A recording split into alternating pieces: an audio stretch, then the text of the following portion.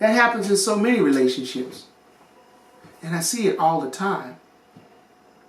And even in my own relationship, God reveals something to me that the rib that comes out, anything, the Bible says that God put Adam to sleep, took a rib from his side, and he formed with Eve. Now, if anything comes out of your body, it's going to have your DNA. So you marry someone who's got your DNA. But what happens when you see yourself in your spouse? I can't tell you the number of times I talk with couples and it's like, well, they do this, but you do the same thing.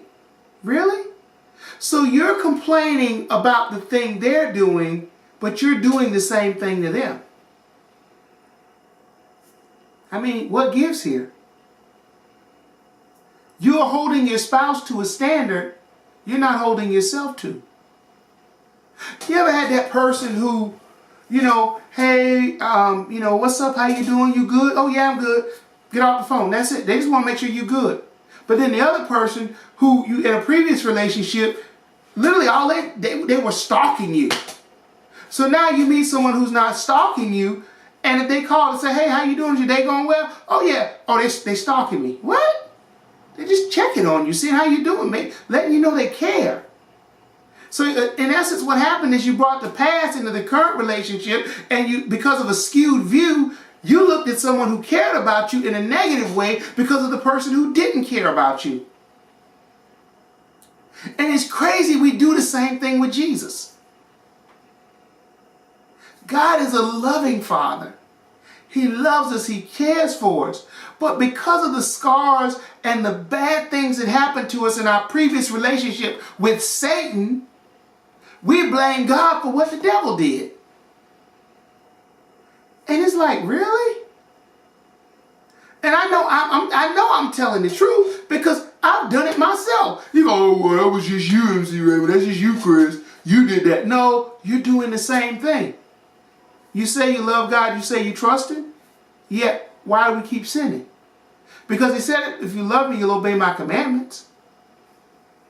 So maybe there's a little bit of leaven in your own statement. Think about it. And here's another thing.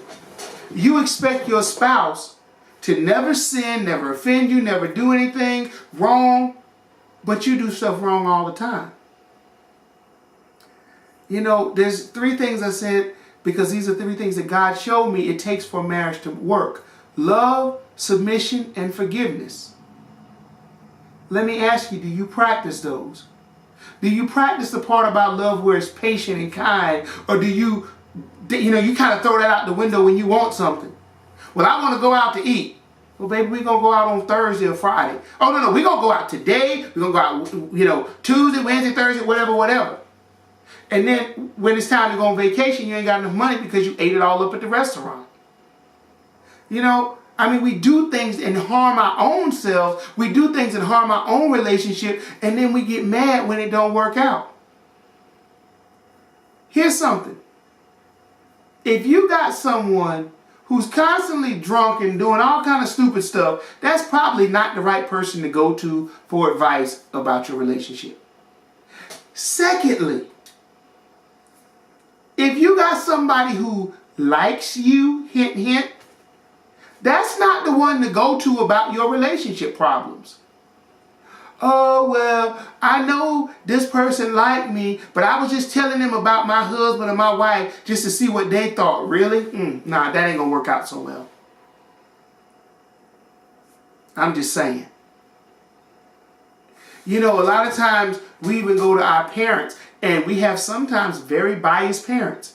I'm not saying, and hear me out, if you got somebody who's a straight shooter who's going to tell you right from wrong, they'll tell you when you're wrong, they'll tell you when you're right, by all means. If you got a question, ask them. But if you got somebody, oh, baby, it's going to be all right. Yeah, I know you slapped him, or you kicked him, or you bust all the tires on his car, but he ain't had no right to yell at you after you did it. Really? Now, I agree he shouldn't have been yelling, but you shouldn't have been busting tires and doing all that.